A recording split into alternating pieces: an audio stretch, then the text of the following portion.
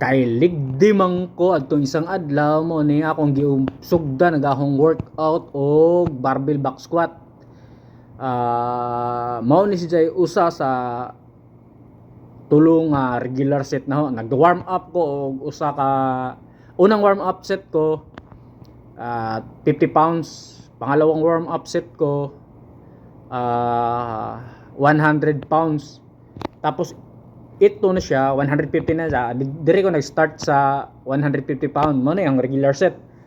Dire medyo okay pag akong execution ani, medyo na ibaba pa no gusto ya.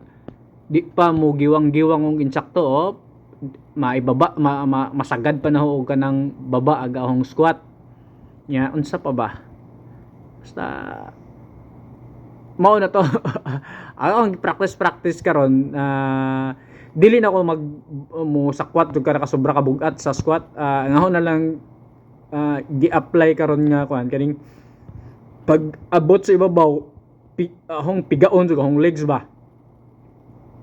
Medyo islang to na legs basta ipiga na ho kada pag abot sa taas piga. Tapos imao na ni siya ikaduha nga set mahog ni siya 175 pounds. Medyo okay pa. Paano ba na maging 175? 170 lang pala, pakaangka ang pagkuwari ba? Duha ka 25 pounds na plates o isa ka 35 pounds na plate. Ang 35 ay 70. O tama nga. 170 pounds, hindi 175. Basta tama na to. Medyo okay pa. Okay pa, may baba pa ng husto. Wa mo gupukoy ka gym body ani, pero pagka naapod siguro yung gym body bisan sa 200, maibaba man og insakto.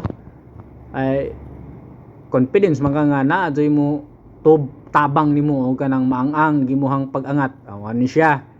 Karon ang kasunod ani 200 pounds na.